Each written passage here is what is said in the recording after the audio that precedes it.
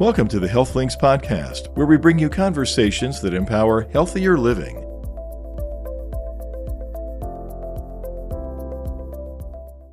The Commander's Care: How one doctor is changing the face of healthcare in the Charleston marketplace. Welcome to the Health Links podcast, where we engage in conversations that empower healthier living. I'm your host, paramedic and registered nurse DJ Thatcher. And we're joined today by Dr. Melvin Brown from Charleston, MD. Dr. Brown, welcome to the Health Links podcast. Thank you for having me. Now, the audience might think, okay, so we have a doctor on board who's going to talk about his practice, what's the specialty? But in this case, it really is something a bit different than what most people are used to. Is that right? Yeah, so tell us about Charleston, MD. Charleston MD is a primary care practice. Okay. So it is your rock for your medical care. But the difference is it's in the concierge style or concierge design, which means it's a smaller practice by design. And the reason I do that is because I want to have more time with my patients. I want to get to know my patients. I want to give them that care that they need. Okay. It kind of reminds me of a throwback to what we thought doctors were when we were younger. Yeah. And I think we're the same age. Oh, yeah. We're both approaching 40 real quick. Yeah, right. 40. I want to be on that list of 40 under 40. Exactly. We'll both work on that one. Yeah, for sure. Well, good. So when you talk about concierge medicine or a practice, some people may have heard of that. Yeah. There are a few around that I'm aware of. But what really is a concierge type of practice? Okay, that's a good question, because concierge doesn't mean I'm going to get you tickets to the game. I wonder. I need that. No. Concierge is a term that I don't love, but it's kind of a distinguishing way of saying that this practice is set apart from the traditional practice. Mm-hmm. So your traditional medical care practice usually has a physician that's in charge of about anywhere from 1,500 to 2,500 patients on their panel, okay? And everyone knows the routine. You kind of go in, it's kind of like going to the DMV. You walk in, there's a bunch of people in the waiting room. You're waiting your turn. You may get back there on time, kind of depending on what time of day you go in there. You're supposed to get maybe about 15 minutes with your doctor. That can change. And you see that person, and they'll say, okay, great, come back in 6 months or come back next year. And that's kind of, you're on your own with the plan. Concierge is more of that, I'd say, warm hug. This was inspired from like my memories of my pediatrician. I walked in, my pediatrician remembered me. Hey, little Mel. Same jokes. I laughed at him. Right. Knew my whole story. Didn't have to, kind of look things up and figure out who I was. We felt cared for. We felt looked after. We felt like we could come back there anytime we needed to if there was a problem. And that person was a big part of our life, Mom, Dad, priest, and the doctor. You had those boxes checked. Yeah, right. That's why I say it's a throwback, because I'm trying to reestablish that relationship where this is a part of your family. This is a part of like things I want to have, laid down in my life and established. Well, we'll talk more about the practice in a moment, but you've got a great story. So I know that you're living and practicing a block from where you grew up on the Upper Peninsula of Charleston, a few blocks over. Yeah. So coming back to the area. But as we started off the podcast, I said, hey, it's the Commander's Care. I think the staff came up with that term. Tell us about yourself. What's this Commander thing all about? Oh, it's funny you said that. I watched you guys say Commander's Care, and I was like, that's the Navy thing. I'm a retired naval officer, and my rank was commander when I retired from the Navy.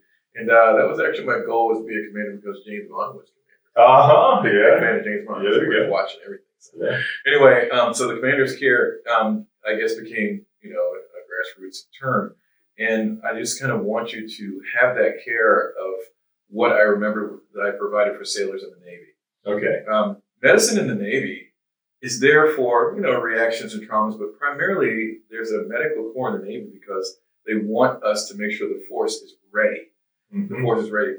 Not sick now or what might, react and things, but more like, hey, we're going to take these sailors and Marines to some austere environment. We need you to talk and look at all these sailors and Marines and say, hey, we're good to go for a year in an austere environment that doesn't have access to care. So it's very heavy in prevention. That's the way we're trained, and that's the way we think. So I had to adjust when I got out of the Navy when I retired 10 years ago that, the Western medicine model right now is primarily reactive.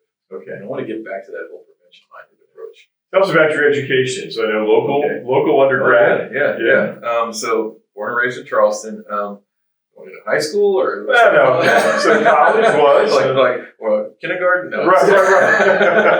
Check all the boxes. No, in 1987, I left Charleston and I went to Annapolis to go to the United States Naval Academy. Yeah. I wanted to get that in there. Okay. That in itself is just a huge accomplishment for anyone. Yeah. So congratulations on that. And thank you. Did some work at the Citadel as well? Oh, yeah. So my first job out of the Naval Academy, I was a ship's engineer. I didn't go to medical school. I wondered. Yeah. Okay. Yeah.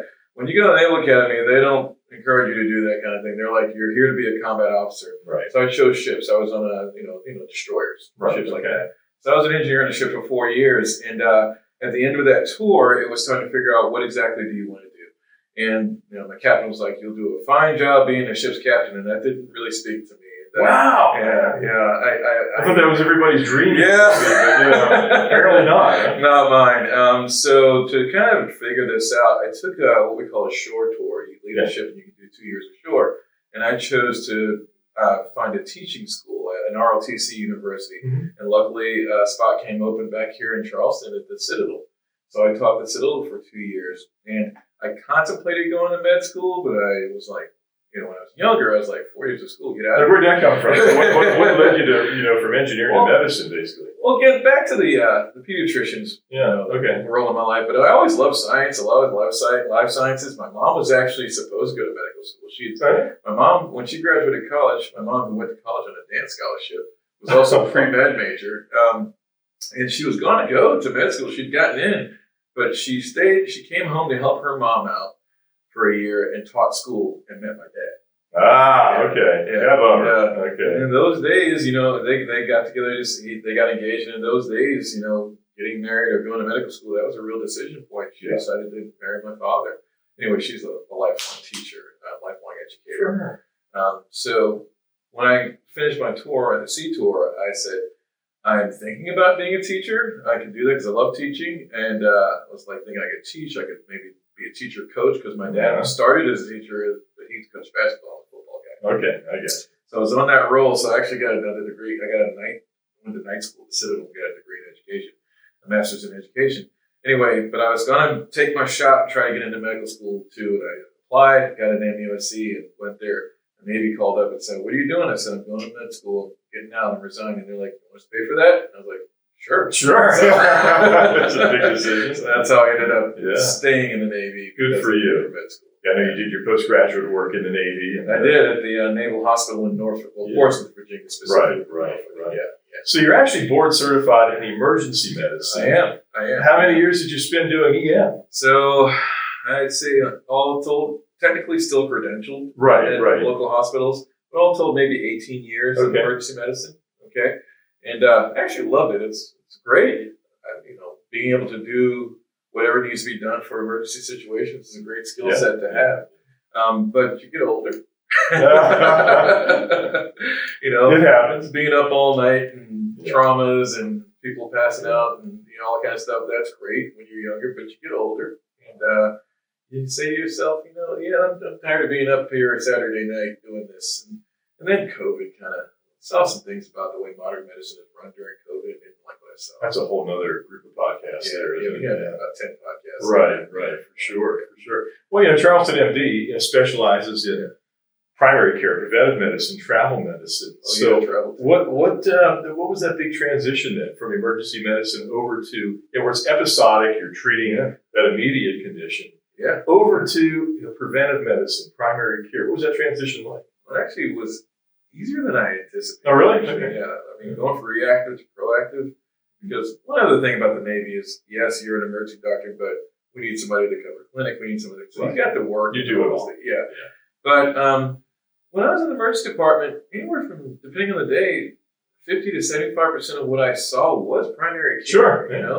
We don't want to get into the particulars of how the system is broken, but I saw a lot of people who didn't have a doctor. I saw a lot of people who couldn't get in to see their doctor. And I saw a lot of people who they just could have gotten a call or a contact with their doctor, they wouldn't have been there. Okay. So a lot of that, almost 20 years was spent doing primary care. So when I transitioned to this format, I found that a lot of things I was already comfortable with it, and I kind of knew the next steps. If it was going south. Right, exactly.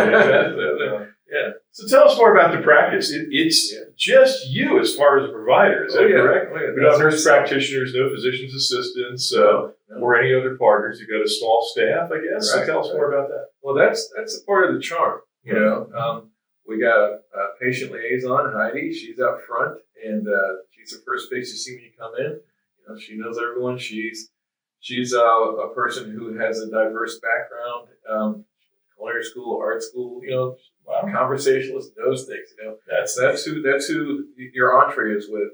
And we have Janice. She's our nurse. She went to Clemson. She's local. She's from Isle of Palms. You know, she's just sweet as pie. Loves what she does, and that's your person. When Heidi hands you off, you know, you get seen vitals, all that kind of stuff. Then you see me, and that's it. We have a part-time medical assistant that just started, Ava, great kid, and she's loving the practice. But all my patients know those people. That's it. That's great. You know, you're not walking in and feeling like you're bothering anybody. It's like you're seeing old friends when you come into the practice. So you're not walking into some big waiting room with people coughing and gagging. No. There's seating for 4 in my waiting room. There you go. Wow.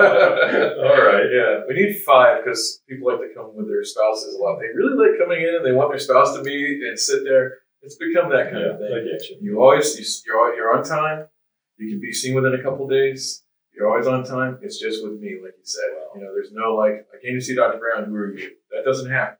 You know, always me. So let's say I come in, I'm your patient. There's really no set time frame, I guess. You're not standing like you said before, watching the clock. Your 10, 15 minutes is up. Unless I squeeze you. Okay, well, I get that. That's fair. That's fair. But I mean, generally, everyone we do most appointments at 30 minutes. That sounds good. New intakes or more involved problem, give us a call. Let us know you need more time. You know, we'll accommodate that. You know, and the other big long appointments are our annual assessments. It's like an executive physical that we do every year. Let's talk more then about the just use that term, the concierge style of medicine. So really, this is almost like a club, if you would. I guess in a way. That's how I see it. I don't know. It's a club or membership, but it is. You know, it's a fair statement. Basically, you're paying either a quarterly, semi-annual, or annual fee, right, to be a member of the practice. But then it gives you all of these other perks, such as, like you just mentioned, we're seeing you, and it's an extended period of time, but also off hours or outside of the business hours. You're easy to get a hold of. Is that correct? That's true. People are like, "What do I get for money?" I go, "Me." Well, where is it? But you know, you have direct messaging with me or with my staff. But the contact, you're getting a hold of us. That's one of the big selling points because we have an after hours number. I'm not putting it out here. Okay, I got you. But when you become a part of our practice, you have the after hours number. And when you call the after hours number, you're not calling a call service. You're calling the phone that's currently in my pocket. Wow. Yeah. That I turned the ringer off. Rarely happens. Yeah. That's funny because some people, when they first start, they don't call off. People are kind of like, "Oh, I appreciate that, pretty respectful." But when they call and I go, "Dr. Brown," they're like, "Oh." I got you. They're not expecting it. Yeah. That's too funny. Yeah, exactly. So, like any traditional medical practice, obviously you're billing insurance, Medicare, Medicaid, or whatever it might be, correct? That's correct. But and I want to be clear that the fee to be a part of the practice is either out of pocket or HSA funds. Okay. But as far as the visits and referrals and tests, labs, and things like that, we bill your insurance. Right. Yes, that's the same. So this really appeals to people who want that more personalized attention, I guess. Is it cost effective for someone who is healthy, maybe sees a physician once a year, no medicines, no chronic problems, but they just want that peace of mind? I don't know if it might be cost effective for someone like that or someone who maybe has multiple medical problems who's going to be accessing care more often. That is a great question. And the answer to that is almost as personal as the person engaged in the practice. And I will tell you that most people that aren't familiar with this model, they hear what it is and they assume it's for chronically ill people. Okay. And I say, "Oh, you could not be further from, on point there." I have patients that range from age 24 to 99. Wow. Okay. Not a lot of 90-somethings, but still. They're around. But I find that if I can use the term, the sweet spot, or where most of our patients, the space that they occupy, are people who want the peace of mind of knowing that you're there and very prevention-minded. That's right. A lot of people who are putting a lot of hours at work and don't have a lot of time to waste in particular. Okay, because think about this. If you're an hourly employee or if you're a person who bills by the hour and you come to the doctor's office for your 10 o'clock appointment and you're there until noon, that's 2 hours. That time is money. Right. So it is. We're thinking about a value. Your 10 o'clock appointment, you see me 10:30 walking out the door. And as far as the value of it, so can I quote a price here? I don't know if that's. I think people would want to know. I was going to bring it up, so go ahead. Yeah. So it's $3,000 a year. Okay. So you're like, whoa, it's $3,000. That's not a little bit of money. Okay. But at the same time, what is it worth to you to have this service? One. And two, I mentioned earlier annual wellness assessment. So this is not the traditional physical where you come and you get some blood drawn over here and you come show up and they go, okay, well, this is fun. This is fine. All right, call for me, all that kind of stuff. And right. This is not that. Ours is 2 parts. The first day you come in, you're going to do some blood work. Let me stop there. The blood work, is it the standard? No. It's this panel that goes to the Cleveland Heart Clinic because they are the masters of prevention for cardiac issues, stroke issues. And now, if you're reading a lot of stuff about longevity medicine, a lot of studies on insulin resistance and the way your body manages sugar. Okay, so you get that blood panel done. We do an honest-to-God eye exam, like one to rival the DMV. Okay, wow. It's not just the eye chart. You're looking here. We're checking depth perception, night vision, color vision, all those things. We do a hearing screen. We do an EKG. We do pulmonary and lung function. We check your body composition. You say, doctor, am I too heavy? Well, let me give you more specifics. We can give you that kind of thing. We check the circulation in your hands and feet. That's just the first part. Then you come back after I get this stuff back from the Cleveland Clinic. You and I sit in my office. We put your stuff up on the screen, and we have a class on you. And that's a 75-minute appointment. Wow. And examining you. And everyone that does this comes out and they're like, man, I feel like I got it. I feel like I know what's going on with my health, and I feel like I have a plan. It's I like to say the selling point is me, but I'm finding out that the real selling point is the fact that this thorough assessment. All right, so we get everything back, and it's then I know a lot of what you do, obviously, is preventive medicine. So you put the patient, or as you say, the partner, right? It's not a case, it's not a patient, but it's a partner. It's a partner, a client, whatever you want to say about it. I don't like to say my patients because it sounds like a sick role. You're sick, I'm going to take care of you. If you're sick, I'm going to take care of you. Right. If you have an illness, we're going to manage that, but I don't want to just walk in and say you're a patient. Well, I like the partnership concept because today, with the internet, AI, everything else, people are often more informed than it seems like I am sometimes. They have an idea of what's going on. So you're partnering with them. So to get this comprehensive assessment back, you look at everything, and then you put a plan together, I guess. Yes. To address whatever you might find. Right. People have a higher health IQ for sure. Yeah. Or that's the term, high health IQ. And I got to stay one step ahead of ChatGPT. Right. For sure. Right. Or as best I can. Yeah, I get it. I'm not going to fight the computer. So we're looking at about $3,000 a year, was that $250, $260 a month, something like that, or whatever. I guess whatever it is. I know it's $775 a quarter. Okay, whatever the math is. We'll get mathematicians. Now, does that include just the individual, or is that for a family if you have kids? Just an individual. Okay. We would love to offer reduced rates, but the laws are stringent when you do get engaged with insurance, particularly Medicare and any of the Fed Blue Cross Blue Shields. Right. You have to be very careful. Matter of fact, I don't like to use the term concierge because technically, a concierge practice is not one that would be covered. Okay, these laws are stringent. Yeah. So if I were to offer any undue advantages, my patients my clients are actually paying to be a part of a wellness program. Okay. Because if I offered any undue advantages, officially like you're getting better care here, the federal payers are like, no, everyone has to get the same. If I gave financial incentives or change the prices, they're like, oh, everyone your price has to be the same. You can get in trouble for that. So, Interesting. For sure. So if you don't like the term concierge, what would you replace it with? Well, I would call it a wellness practice. Wellness practice. Okay, I like that. I think, like you see, here concierge, it sounds stuffy, first of all. It does. I'm thinking about the person at the hotel. I should have a vest on and a monocle. Exactly. So I like that. Yeah. So it's a wellness, which it really is. We were thinking of like one of the ad campaigns. I have like the vest and the thing with the pipe on. Yes. It would sell. People like that sort of thing. You got to differentiate yourself for sure. Exactly. I noticed on a website, great website by the way, so charlestonmd.com. I have to thank the HealthLinks team for that. Oh well, that wasn't meant to be a shameless plug or anything. But that was great. I mean, I had great help from Ben Bussey and Nice, but also the HealthLinks team. It was great stuff. That's good. That's good.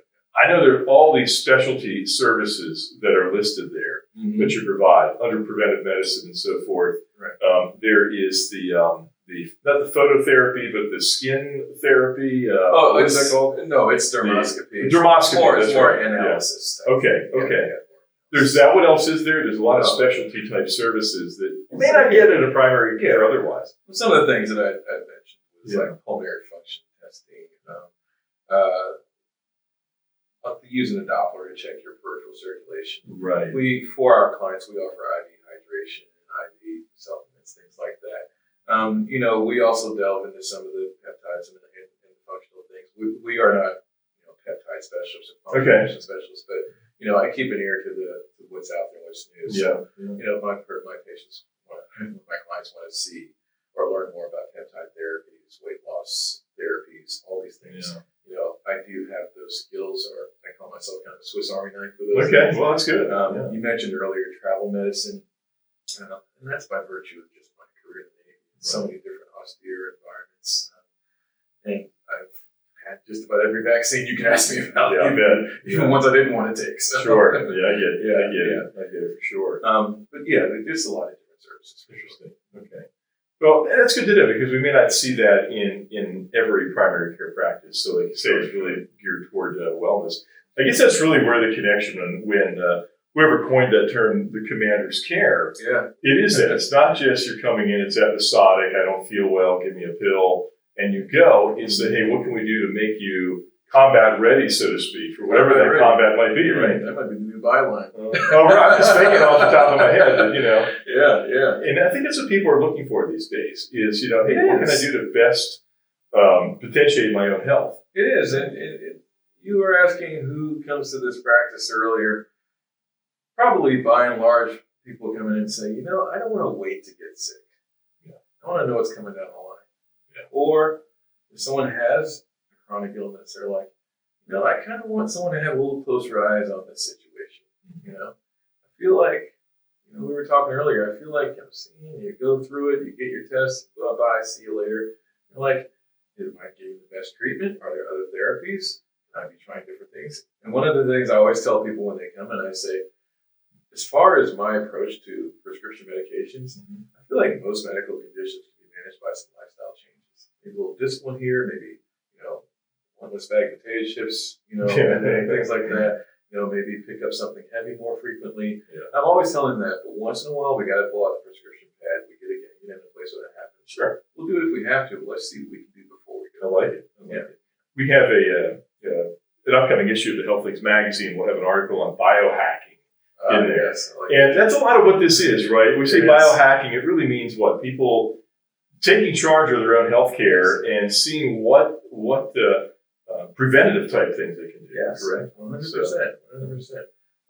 And like you said, with ChatGPT, and before that, it was MD Consult. There's a lot. There was a bunch. Yeah. With all these things, people are coming in with a higher health IQ. They have a better idea what's going on. The specific thing is everyone's talking about cholesterol control, right? Okay. And statin. Everyone's on a statin. Cardiologist like everyone needs to take a statin. And people are doing their reading on it. And they're like, well, there's a downside to this. Why do I want to take this medication? Do I have to? What are my options? I'm like, okay. The fish oil industry is like, yay. Yeah, right.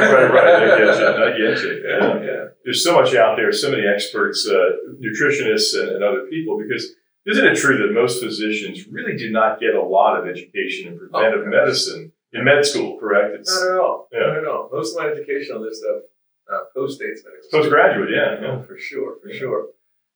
It's funny, everyone gets that speech at medical school graduation, half of what you learned is wrong.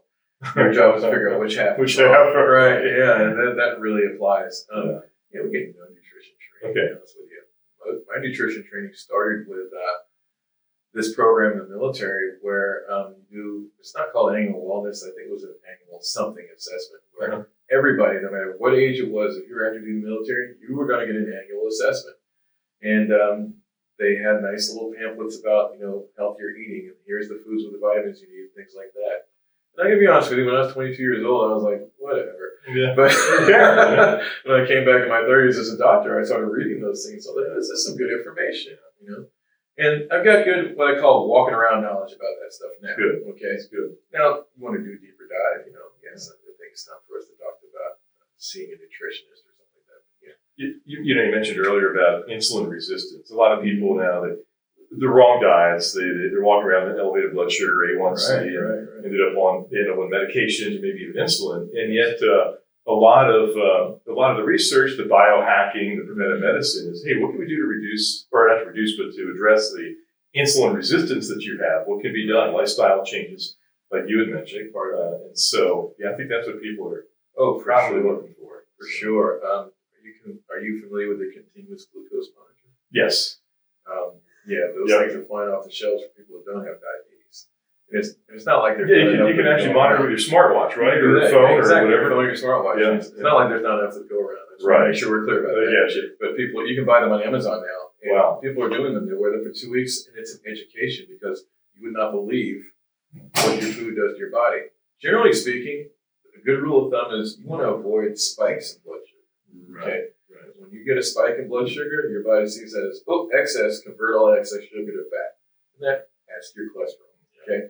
So people are really getting into that and learning. I wore it myself and a couple times, and I was like, man, barbecue potato chips. No way, no. They taste great, but man, there's a long lasting effect, right? Exactly. I can list a lot of other foods that would just upset you.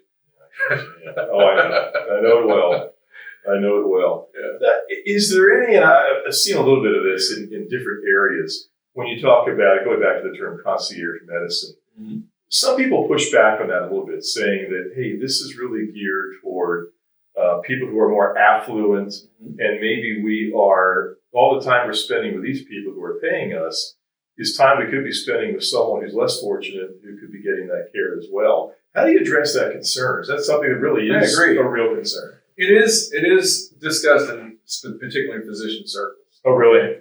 Yeah. And I have a couple of answers for that. My first answer is usually, hey, I gave it the office. Okay. I served in the Navy for 20 years. I took care of, people in that. And then, of course, the work you do in the emergency department, the population health that you're providing in the emergency department. And I say, why not let this person, this provider, this doctor, advance in their practice like any other person that's in a professional trajectory? Sure. If you're a lawyer, you graduate, you want to do some things, you work for the public defender, you work for the solicitor's office, and you cut your teeth and you do well. That may lead to a job at a firm, a smaller firm, or that may lead to a partnership. And no one looks at that lawyer and says, hey, there's a lot of people out here who need lawyers, and there are, and say, oh, don't you feel bad about, advancing your career in life? So, so I make that a comparison. And the other thing is this. Population health and primary care, I think that there's a lot of overlap, and I think there's a lot of difference. But I have a passion for trying to impact some people in their health and make some better decisions and have better living. Sure. I got to be honest with you, it's hard to do that for thousands of people. There's some of this that's, what is my self-satisfaction? And so I want to find some folks who are invested in this. And we talked about the money involved. That's kind of like, that's an investment. And that's a motivation for them. I want to have some folks who are invested in their health and be that angel on their shoulder to kind of advise them medically. So a lot of ways to look at this. I don't want to sound like I'm upset about that question, or when someone poses that question, I think it's a valid question. And to be honest with you, I think every physician should donate some of their time in some way, whether it's military service like I did, whether it's my colleagues in public health care who worked on, reservations in inner cities, whether it's that doctor who just volunteered their time at Barrier Island Clinic. I think you should, or Doctors Without Borders, anything Right. like that. I think everyone should do that. But I think everyone has a right to say, okay, I've done my time, I've given to my community. Now I want to do something for me and to impact some people. Terrific. So, Well, there's a market for it. yeah, for sure. Probably That's longer than great. you want it. No, I was just Yeah. curious. Yeah. No agenda at all. Let me tell you this too. The price of my practice is cheaper than your AT&T bill for internet and phone service. Well, I was just thinking about it from a monthly standpoint. You don't need to bill quarterly and semi-annual. Yeah. But I'm thinking it's just a couple of bad meals at a restaurant. Oh my God, a month. especially in Charleston. Yeah. So, I mean, when I say bad, I mean maybe it tastes good, but it's not good for you. Yeah. That's one fancy meal a month in Yeah, Charleston. it really is. Yeah. It really is. So it brings us into perspective. Right. Well, I know you have a small practice, but you're always accepting new patients. So tell our audience here, I know you have patients from all over, even though you're based in Charleston. I do. Hey, why should they come to you, or how do they get in touch with you? So if you want to come to us, first of all, you can just Google Dr. Melvin Brown. It's going to pop up a ways through. I'm in the network of the MD-VIP physicians. It's a network of primary care physicians that are in small practices. I see. Like one of the rules of being in this network is your practice can't have more than 600 people. Wow. Okay. Yeah. And you're telling us earlier most have 2,000 or so. Right? Exactly. Okay. So I'm on networks. If you Google me, you'll find that. You can also just call our office, 843-350-0061. You're going to get Heidi. Option 1, you get Heidi and say, hey, I'd like to schedule a meet and greet with Dr. Brown. It's as simple as that. Meet and greet is like a 30-minute appointment. You and I sit down and we just shoot the breeze. I talk to you, you talk to me. And we become friends, and you're like, sign me up. We just do that here. Exactly. We do have a cap on the practice. We are still taking people, but we are rapidly approaching that cap. And this, I know you didn't tell me to do this plug, but it is really stepped up to with Health Links helping us for sure. So thank you for that. All right. That's terrific. Well, again, it's Dr. Melvin Brown, Charleston, MD. Dr. Brown, thank you so much for joining us here. Great talking to you. Take care. Okay. Hey, well, thanks for joining us. Look forward to seeing you at our next episode where we engage in conversations that empower healthier living.